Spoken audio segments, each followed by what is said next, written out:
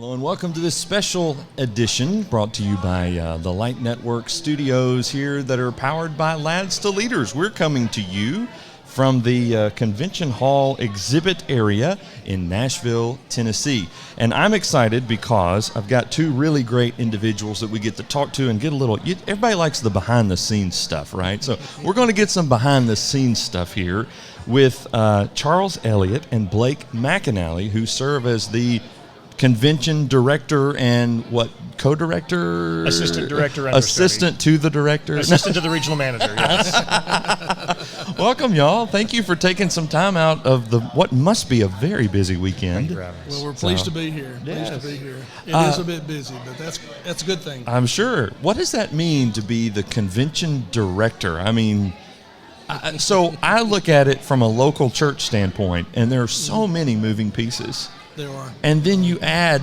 how many churches are represented here? Do y'all know that? I think we have 281 this year. 281? Yep, 281. Here in Nashville? In Nashville. Yes. Okay, and there are 6 conventions happening right now across the country. There's 6 around the country. Help me remember the names, but they're in Orlando, Louisville, Fort Worth, Atlanta. Uh-huh. Little Rock, Colorado, Little Rock, California, North Las Vegas, Mid-Atlantic. Whoa. And some of those will happen after this weekend. A little later. Yeah. Okay. That's right. Got it. So you guys are in charge of what, all the things? I mean, is there anything that doesn't fall under your job description this weekend? Well, first off, let me say that we have a tremendous staff. No doubt. We have here this weekend 4 people from the National office in Montgomery who are here to assist us. Roy Johnson's with us all weekend. Okay. And a couple of new young employees that are working now full-time for Lads. Good. They're here. We brought them up here and threw them right in the deep water so they could learn how it happens at the big place, at the original. Yeah. But we have, I don't know the number, Charles, but we probably have several dozen adult volunteers. Oh, yes. Wow. So a lot of people that just assist us, and coordinators, people who have other roles that are just assisting in a lot of different ways. Well, good. Around the country, when you look at all of the convention sites, there are approximately 20,000 participants, and there are 5 paid staff. Yeah. Wow. So that puts things in perspective, doesn't it? It certainly does. That's why we need those volunteers. Volunteers, and at every level. I mean, I think Every about level, yeah. how much people on the church level put in throughout the year, and then to come here and to see what you all are doing as well. I mean, that goes from amazing. from group coordinators, Yes. to competition event coordinators, to we need folks inside the churches that are helping to judge and doing all of these things. Yeah. And so there are volunteers at every level. We cannot do it without our adult volunteers. The schedule of this weekend is just amazing. I mean, you think about, not only are there events that have been going on throughout the year that will sort of have an end cap, they'll get the ribbon for having done it, some recognition. That's right. But there are also, people have prepared to come and lead that song or give that speech or participate in that Bible Bowl or debate. And in a matter of 48 hours, it's all done. Yeah, it's the culmination of a lot of hard work. It's great, but the way, the efficiency, the way that all that is stacked together, and then the way those judges, some people show up and they're like, I don't even know what it means to judge Bible Bowl, and by the end of it, they're basically an expert at judging Bible Bowl. So we always tell folks that if you sit in the congregation and you're going to have some comment about the preacher's sermon or the song leader's work, then you're a judge. You know what I do? We'll just give you a sheet to write your notes down. Yeah, and with what measure you judge, it will be measured back to you. Okay. So y'all have full-time jobs that are not related to Lads to Leaders. Correct. So you're among these volunteers. We are. Good. We are. Yes. Okay. Yep. Well, thank you for what you do. Absolutely. How long, Mr. Blake, have you been in this position as the convention director in Nashville? This is year 7. Year 7. I was in Memphis 7 years prior to that. Okay. Convention director there. I started off over there as an assistant with Philip Hines, who's the great trainer among convention directors. So I went to the school of Gamaliel, if you will, for convention training. Yeah. But yes, that was a smaller convention, 2,200. Okay. So we have actually 4 of those. 2,500 is a sweet spot for a convention to be able to schedule things and make it happen. That's why in Nashville, with 10,000, we have 4 colors. So we actually have 4 conventions ongoing simultaneous in Nashville. Nashville's the largest. It is. 10,000 people? 10,000 people. Wow. Okay, what would capacity look like in Nashville? 10,000. Okay. Today. Yeah. Today. 8,000? Have a look around. This is it. Wow. Well, there's a lot of folks coming and going, a lot of movement that's taking place, but it seems to be a well-oiled machine. Somebody called it organized chaos, which I don't think was a derogatory statement. They were talking about, there's a lot of moving and shaking, but it's all working in a good direction. That's right. So that's really, really cool. That's right.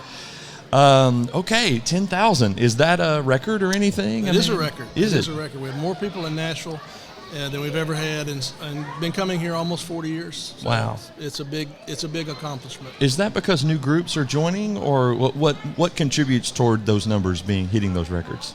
Well, certainly new groups, and Nashville is kind of the premier. It was the original, and so Roy and the national office, they go about the country recruiting churches, and so you like to create the opportunity for the new churches to come to Nashville. I see. Because they get the full experience here. So bring them here, and so we try to get some of our churches who've been with us a while, or maybe live closer to Little Rock or closer to Atlanta, to possibly go there to create space to continue bringing the new churches to Nashville. Good, yeah. It's a fun environment. I'm sure it's that way at the other conventions. I've never been to a different convention site.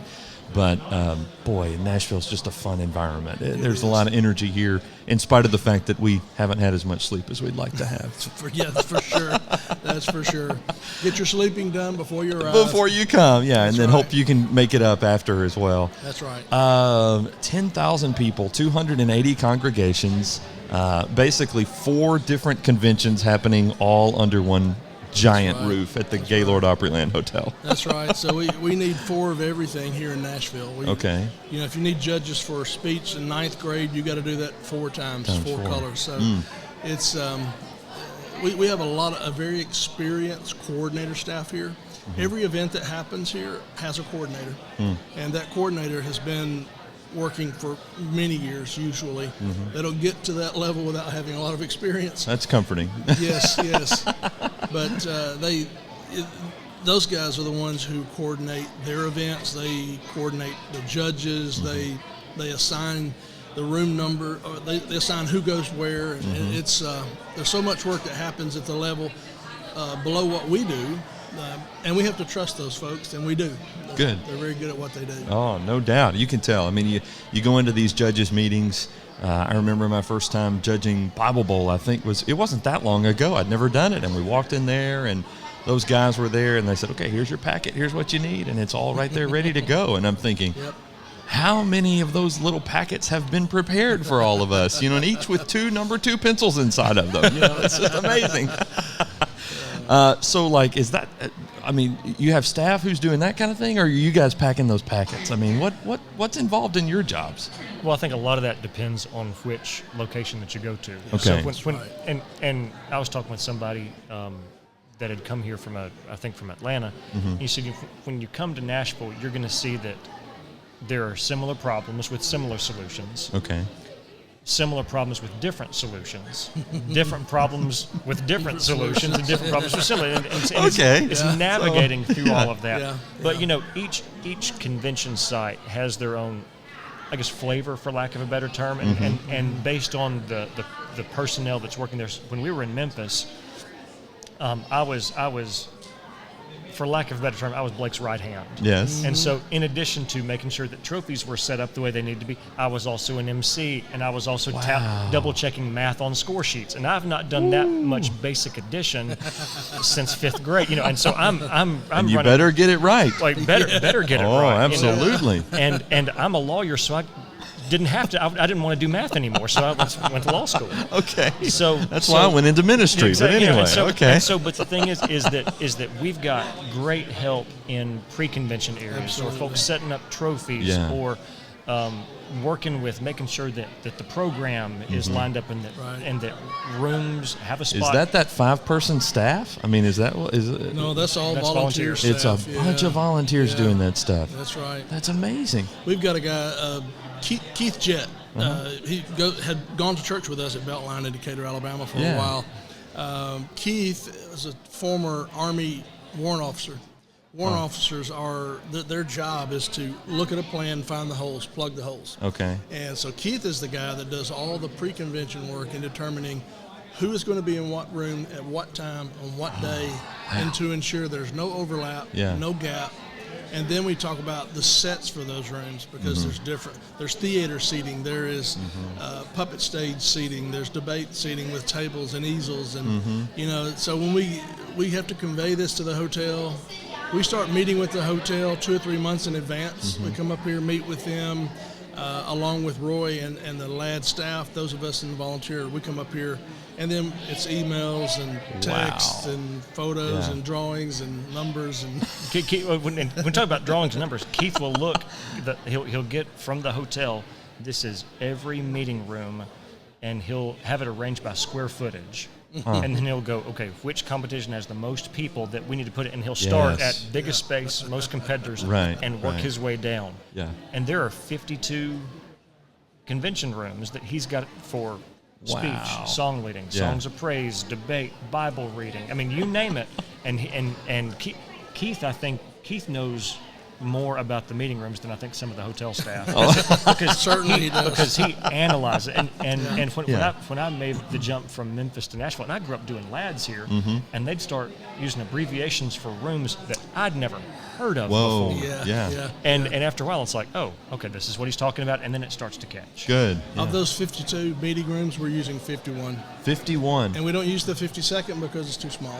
Oh, okay. Otherwise, we'd be using it. So you can't put 50 chairs inside a Cracker Jack box. Oh, no, you can't do that. That's amazing. What is the relationship between Lads to Leaders and the Opryland Hotel like? I imagine it must be a good one. You guys are wearing Opryland lapel pins, and I've noticed a lot of you guys are doing that. This is a carte blanche, little pin we get, that if we ask for something, we get it. I see. Okay, yes. Not everyone gets one of those. No.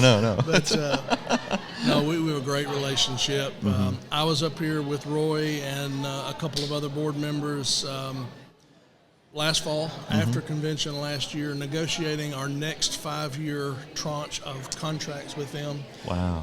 I believe that we're contracted to be here in this capacity out to 36. Okay. 2036. Nice. So they like us to stay at least 5 years ahead, 7 years ahead. I'll tell you, there are a lot of folks that would like this weekend. We chose this weekend, Dr. Zorn did many years ago, because Good Friday. Students are out of school. That's helpful to make things happen. The Beta Club, National Beta Club meeting is here. There are all kinds of student meetings that are here that come from all over the country, and they would love to have this weekend. So we work really hard to stay contracted out. You have to keep it out in advance. Sure. Okay. Someone would snap it up in a heartbeat. I like to think that no one would work as well with the Opryland staff than Lads to Leaders would, right? I mean, they do say there is no better behaved group of kids all right, than ours, and that's good. I take pride in that. Of course, my kids are going to be the one that wrecked that this weekend, I'm sure. But oh, that's fantastic. What about, so on the hotel side? I mean, typically, I've never done any negotiations, but I know there's like a convention side and a hotel side when we talk about stuff like that. Are there, I mean, what's the capacity of the rooms at the Opryland Hotel? I think they're right around 2,700 rooms. And we're at we're 98.7% capacity this year. So I always wonder about the people who come here just for a nice vacation at Opryland on Easter weekend, and they show up and there's a bunch of little kids in suits walking around. It's like, that happens. What must they think? We get those questions. Do you? What are y'all doing? What's going on here? Tell us about this. We have an opportunity to talk about LADs a lot. Yes. So, we had a great in 2021, when we were kind of coming out of the worst of COVID, because we didn't have LADs during 2020, and we're waiting outside, my wife and I were waiting outside talking to folks, we're waiting on our food trucks, and these folks came like, what are y'all doing here? We see all these folks. We're here with Lads to Leaders. Well, what's that? Well, and we tell them about LADs, and they go, oh, wow, that's incredible. Can we go watch? Huh. Yeah. Really? And it's like, well, what can we do? We have great opportunities and stories not just like that, but from hotel staff that have gone back to church because they've had encounters with folks during LADs weekend. Isn't that something?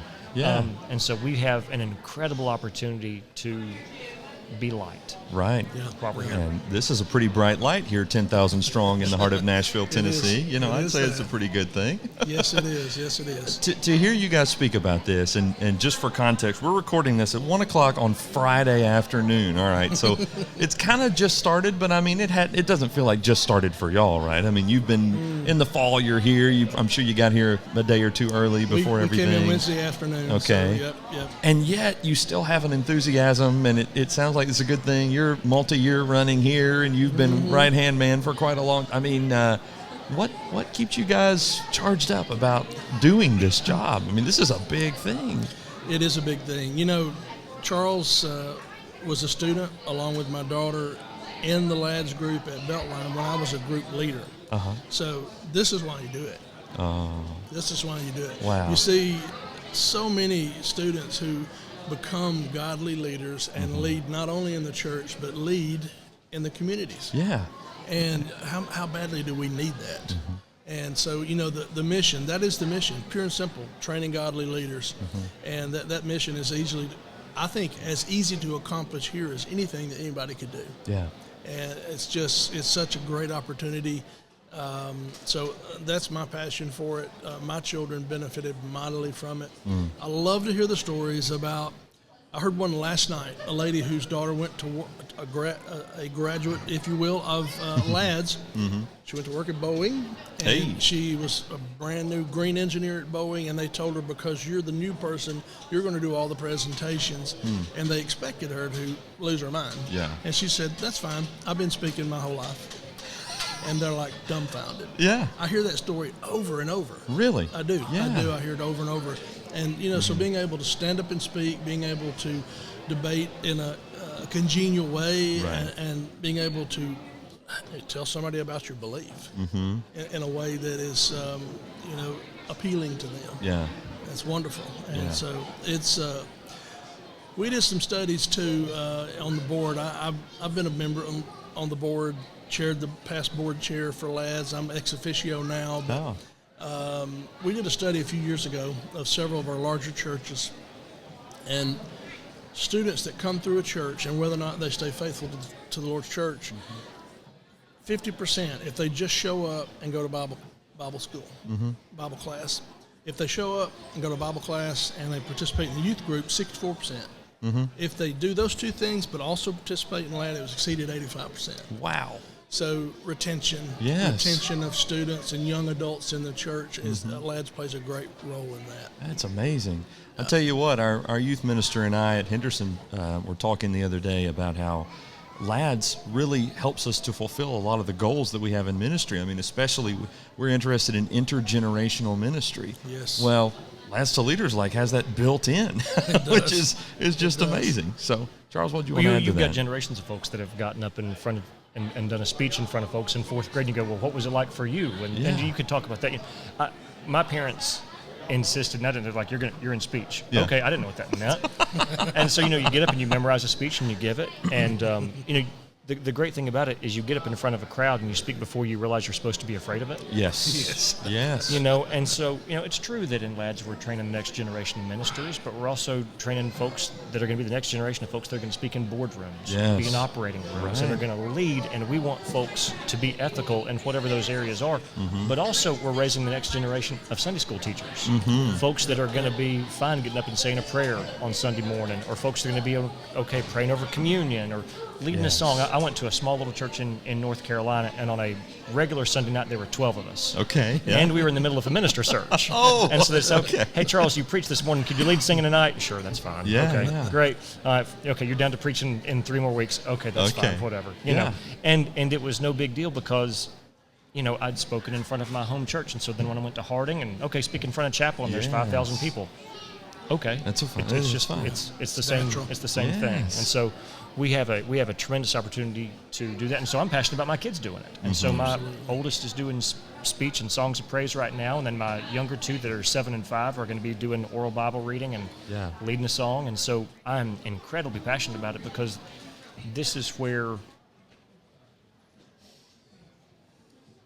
this is where we have such a great, tangible opportunity to make a difference. Good Absolutely. point. Absolutely. I love how just how practical these events are. I mean, to your point, I mean, They are practical. yes, we're building godly leaders for the church, but it also extends into the career path that they may choose, Certainly. things that will help them in their work as well as in their spirituality, Yeah. which is wonderful. I mean, that's It the way is it ought to wonderful. be. So, very good.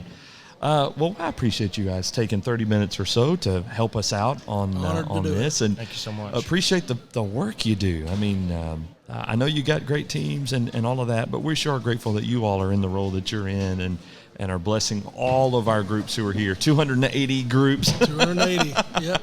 that are all here together. We appreciate that a whole lot. Well, hey, we're honored to do it, and thank you for the opportunity to talk about it. Yes, sir, and thank you. Absolutely. Lads2leaders.org is where you can find out more information, and if your group is interested in learning more, I've met several groups, just maybe 2 or 3, 4 or 5 people who said, we're here researching this year, and next year we'll be doing some other things, and so that's really cool. Nashville is probably where you'll end up, I suppose, if you if you get started there. So that's really neat. Lads2leaders.org. That's going to do it for this special edition from the Light Network booth, powered by Lads2 Leaders. Good to see you.